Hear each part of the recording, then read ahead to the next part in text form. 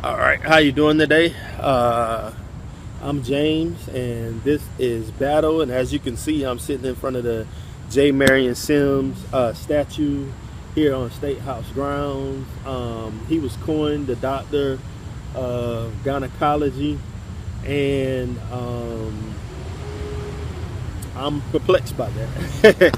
And just basically because he wasn't the first doctor to perform or individual to perform this surgery at all. Mayor Benjamin called for the removal of this statue, but as you may very well know, it takes pretty much, I would say, an act of Congress to remove these statues, uh, because it takes two-thirds vote. South Carolina had, when they removed the Confederate flag, they also put a clause in there that protected historical monuments. And this is, I think it's called the Heritage Act. So it takes two-thirds votes from the Senate and the House. And as we all know, Republicans the control the majority of the Senate and the House. So anyway, this divisive statue and symbol should be removed, just based on everything that's taking place.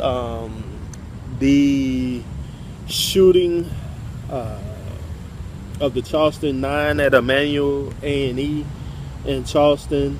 But again,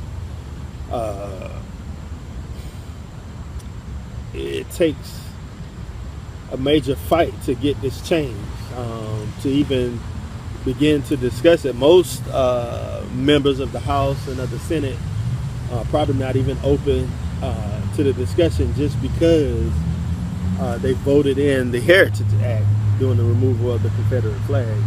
Now, J Marion Simms, like I said earlier, wasn't the first person to even perform this surgery. He's from Alabama. He's not even from South Carolina. This is the State House. It isn't a medical university. So if it was at USC School of Medicine, if it was at the College of Charleston, then those things would be understandable. But it really isn't understandable to me at all. It's just perplexing, especially seeing that one of the first doctors who coined the term fistula was in 1597. Louis D. Mercado. And then I think one of the first repairs was in 1663 by Hendrik von Woonhouse, or if that, I hope I'm pronouncing, these names correctly. So for J Marion Simms to perform VVFs in 1852, and it was after his, I said 50th earlier, it was after his 30th attempt that he was successful on Anarcha, the slave.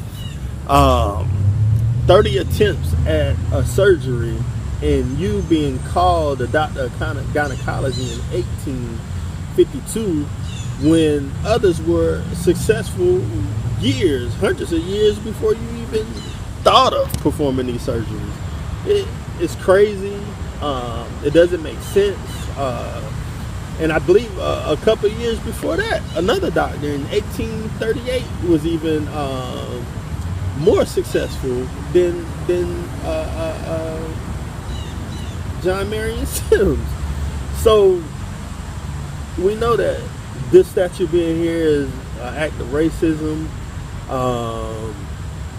Confederacy.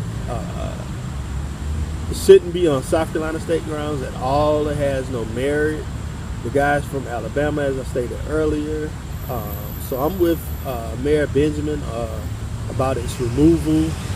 I think that, like I said, this was a great advancement.